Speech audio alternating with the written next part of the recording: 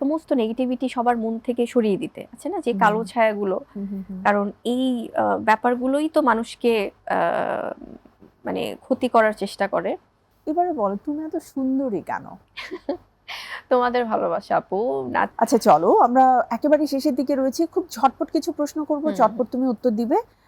এখনো পর্যন্ত তোমার অভিনীত সেরা চলচ্চিত্র? অনেকগুলো আছে আপু, ট্রাস্ট মি। আমরা কারণ প্রথম সিনেমা তো অবশ্যই আমার কাছে অনেক স্পেশাল সারা জীবনের জন্য, যেহেতু আমার ফার্স্ট ফিল্ম বসগিরি। এছাড়াও বেশ কিছু সিনেমা আছে, যেটা পাসওয়ার্ড, তারপর প্রহেলিকা, দেয়ালের দেশ, টান, জংলি। তো অনেকগুলো আছে। আসলে লিস্ট করতে গেলে সবগুলো নামই চলে আসবে।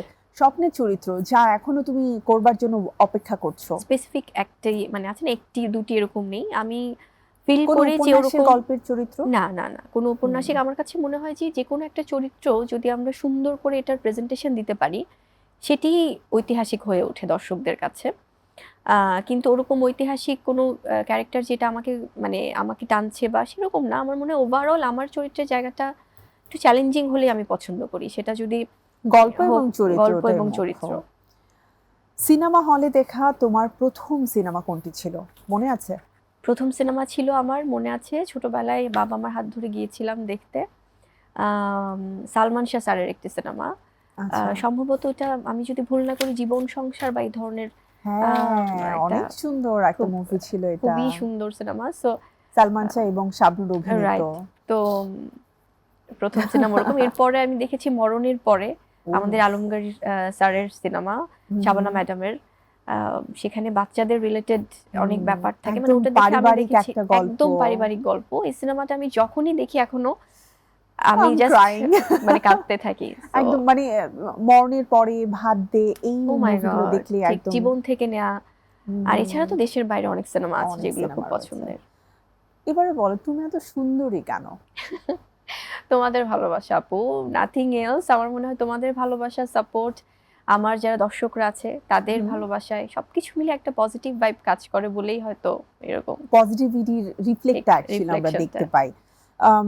যদি বুবলি চিত্রনায়িকা না হতো, যদিও নায়িকা হবার আগে তোমার পেশা ছিল, তুমি একজন নিউজ প্রেজেন্টার ছিলে, কিন্তু যদি চিত্রনায়িকা না হতে তাহলে অ্যাকচুয়ালি সিরিয়াসলি কোন পেশায় নিজেকে নিয়োজিত করতে? ব্যারিস্টার হতাম আমি। এটা ছোটবেলা থেকে আমার খুব ইচ্ছে ছিল যে আমি ল নিয়ে পড়বো। পড়ি হচ্ছে তাই আমি 2 বছর এলএলবি করেছি, বাট আনফরচুনেটলি আমার শেষ করা হয়নি, ফাইনাল দেওয়া হয়নি।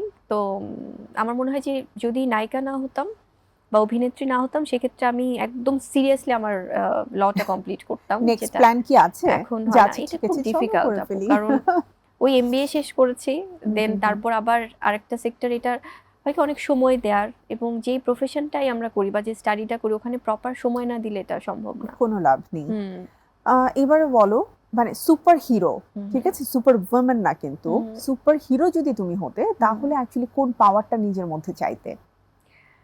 চাইতাম যে সমস্ত নেগেটিভিটি সবার মন থেকে সরিয়ে দিতে আছে না, যে কালো ছায়াগুলো।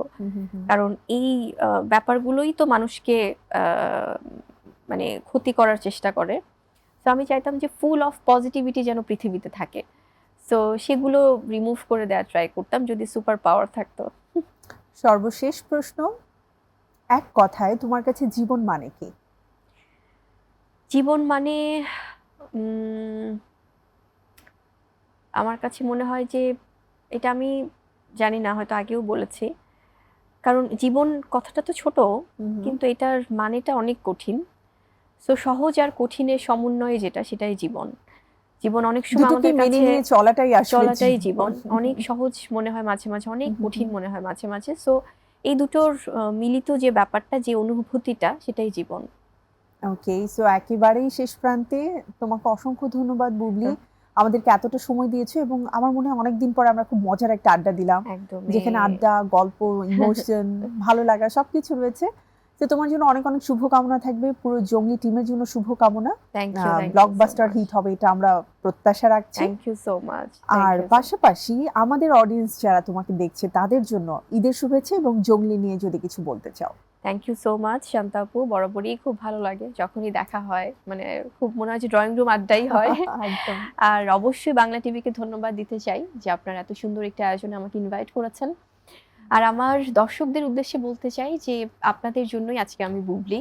আপনাদের ভালোবাসাতেই আমাকে সবসময় রেখেছেন, ভবিষ্যতেও রাখবেন সেই কামনা করি। আর অবশ্যই, অবশ্যই, অবশ্যই আপনারা বাংলা সিনেমার সাথে থাকবেন। এবারে ঈদে অনেকগুলো ভালো, ভালো সিনেমা মুক্তি পেয়েছে। আপনারা দলে বলে সিনেমা হলে যাচ্ছেন, দেখছেন। সেজন্য আমি কৃতজ্ঞ আপনাদের কাছে। আমরা সবাই কৃতজ্ঞ যারা, যারা বাংলা চলচ্চিত্র প্রেমী আছি। অবশ্যই জঙ্গলি সিনেমাটা দেখবেন কারণ এটি পারিবারিক সিনেমা, ভালোবাসার সিনেমা, মিউজিকের সিনেমা এবং সবকিছু মিলে একটি সিনেমা যেমন হওয়া উচিত সেরকম সুন্দর একটি গল্পের সিনেমা। তো আপনার পরিবার সহ সবাইকে নিয়ে হলে যেয়ে সিনেমা দেখবেন এবং নিরাপদে থাকবেন। ধন্যবাদ। ঈদ মোবারক।